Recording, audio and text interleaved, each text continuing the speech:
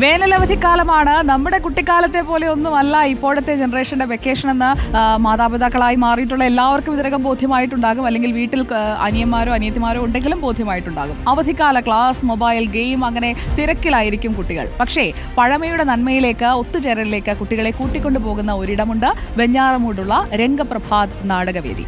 നിഖിത എന്ന കൊച്ചുമിടുക്കി തയ്യാറാക്കിയ റിപ്പോർട്ടാണ് ഇന്നത്തെ നാരങ്ങ മിഠായി.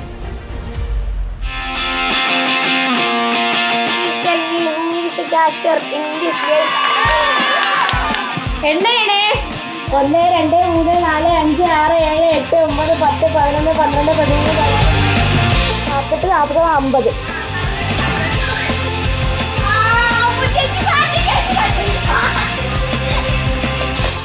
ഇവിടെ ഇങ്ങനെയാണ്.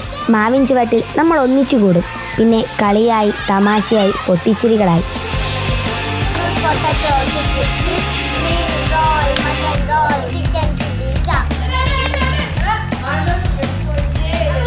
രംഗപ്രഭാത് നാടകവേദി പഴയകാല നന്മകൾ വിനോദങ്ങളിലൂടെ നമുക്ക് പകർന്നു നൽകുന്നു.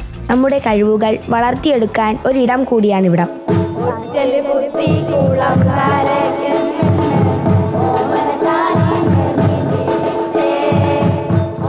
വിവിധ പ്രദേശങ്ങളിലെന്ന് പറഞ്ഞ കുട്ടികൾക്ക് അവരുടെ ഉല്ലാസത്തിന് വേണ്ടി, അവരുടെ മാനസികമായ വളർച്ചയ്ക്ക് വേണ്ടി, വിദ്യാഭ്യാസത്തിന് ഉതകുന്ന തരത്തിലുള്ള ക്യാമ്പാണ് ഇവിടെ നടക്കുന്നത്. ഇപ്പോൾ 18 വർഷമായിട്ട് ഈ ക്യാമ്പ് തുടങ്ങിയിട്ട് 18 വർഷവും 100-150ഓളം കുട്ടികൾ ഇവിടെ ഈ ക്യാമ്പിൽ പങ്കെടുക്കുന്നുണ്ട്. വേനലവധിയായാൽ പിന്നെ പറയണ്ട, നമ്മളെല്ലാവരും ഇവിടേക്ക് ഓടിയെത്തും. പിന്നെ നമ്മുടെ ആഘോഷമാണ്. കൂട്ടുകാരോട് നമുക്ക് പറയാനുള്ളത്, ഫോണിൽ നോക്കി സമയം കളയാതെ നമ്മളെപ്പോലെ കളിച്ചും ചിരിച്ചും പഠിച്ചും ഒന്നിച്ചു വളരാം.